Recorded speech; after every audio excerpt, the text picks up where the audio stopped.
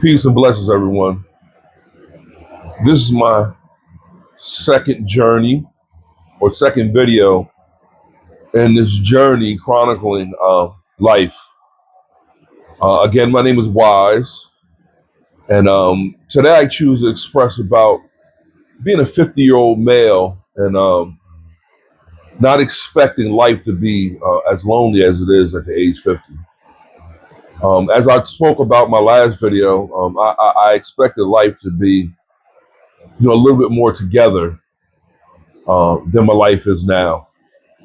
I've had so many experiences with, dealing with illness, of having a sick child, putting my life on hold in order to take care of her, um, just giving up my social life, giving up my chances of how should I put it, of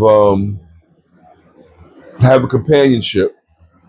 Because to me as a man, I felt that my daughter being as sick as she was, that it was more important for me to be with her. And I was willing to make that sacrifice because I knew what it felt to meant to be alone. And I know how it felt to be lonely.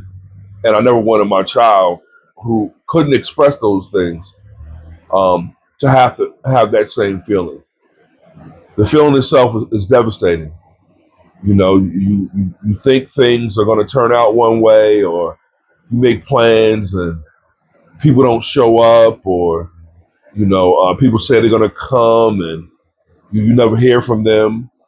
It's like you don't even exist at times. And it got so bad for me at one point that I found myself just telling my story to random strangers in the food store. Because I needed to express myself, and I'm not really a person for surface level conversations. Like I could do the conversations where it's like, hey, today's weather, yeah, it's a beautiful day outside, or oh, did you see that snow?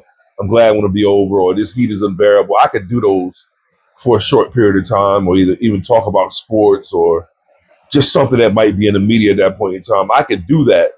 But for me as a man and as an intellectual, well, I like to think of myself as being intellectual. Talking about in-depth subjects is what really twists my oil filter, if that makes sense to you.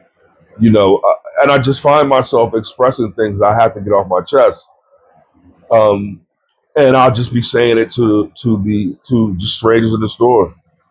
And so sometimes people are receptive to it, and they're like, "Oh, wait, that's interesting. Yeah, I feel the same way too. I've gone through some similar experiences, and at times it's like a sort of like a trauma bonding.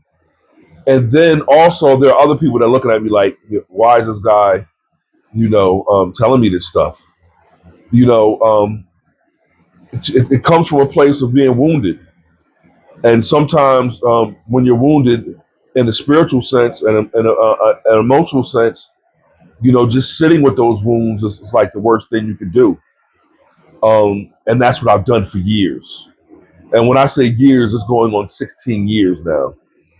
Um, and then with that, you know, um, I'm in a very vulnerable place. I've been in a very vulnerable place for a very long time. And what I've gotten is like some people will see that I'm vulnerable and notice that I am in a place where I'm vulnerable to certain things, and they will use me for my good nature. And I don't know if they think it's my kindness is weakness, because it's not. My kindness is just where I am. I'm a kind person. I like to give. I get that from my father. My father's a very giving person. You know, um, but people will see that I'm willing to help. I'm willing to do this and I'm willing to do that, and they'll take full advantage of that. And I think in my mind I've been so lonely for so long that it's like you know, maybe this will catch on and someone will see the value in me. But as I go through this journey and I work on my mental health and I work on becoming a better human being and understanding myself, I'm starting to better understand that I can't expect happiness from outside. I have to create that happiness from within. And giving that type of power to someone else is something that can be very dangerous. Because quite frankly, there are a lot of people in this world that really don't care. Only for as far as what they can get out of you is what they care about. So, now at 50 years old, as I deal with my health problems, I'm striving to fight through that, and I've been fighting through it for a very long time. To go along with having lost my child and have lost so much. But I sit back and I look at myself. At one point in time, I was looking at myself, and I look in the mirror, and I really couldn't look in the mirror, but for more than a few seconds, until one day someone told me, they said, "Man, you're the strongest person I know." And they started going through with the things that I've actually been through, and they were saying that I don't know too many people that could have made it through what you've been through. And um and I sit back and I say, yeah, that's true. I've had a lot. I've gone through a lot, and I haven't given up. I know sometimes it seems like I have given up, but it's not the case. I got a lot of fight in me. I just need some rest.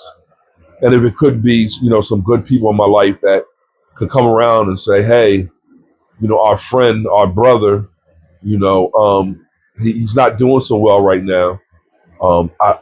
We need to come by. We need to give him some help. We need to show up and be present. What I mean by being present, I don't need somebody to be sitting up under me 24/7 or sitting around me telling me, trauma bonding with me or rubbing my back and making me feel like, a poor baby. Because that's not the case. I just needed some type of human connection. I needed some type of connection to others and to feel appreciated. Father's Day was just past Sunday, and I've never received a Father's Day gift before. Not a card, not anything.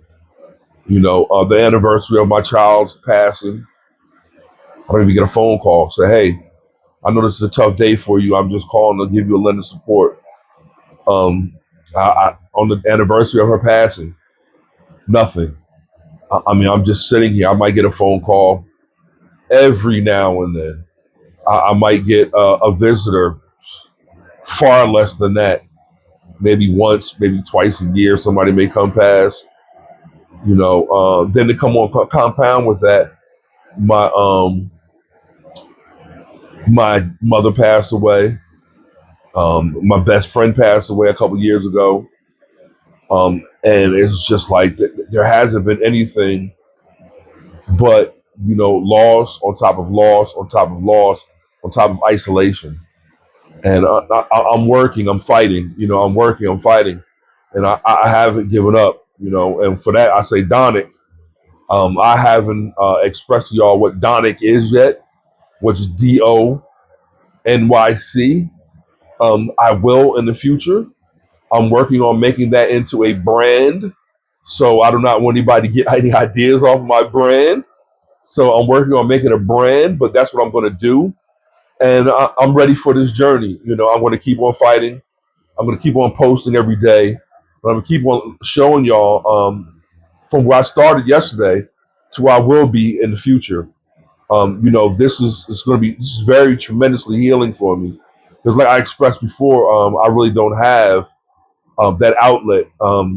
So I hope that with what I'm saying here today, what I said yesterday, and what I'll say in the future, will be of some type of help for someone else that may have the similar experiences. And if this video meant anything to you, I would ask that you would like and comment. And if you know anyone that might be able to share the journey with us, share it with them. Because as men, we don't have that support from outsiders. So let's support each other. Because I've seen it's an epidemic now all of a sudden with young males that are killing themselves, and it's coming from a place of isolation a lot of times. We're told to suck it up and keep it in, and that's just not a good way to be. It's not. And for tonight, I'll say peace and blessings to everyone. Till tomorrow, keep your head up, keep on fighting, and don it.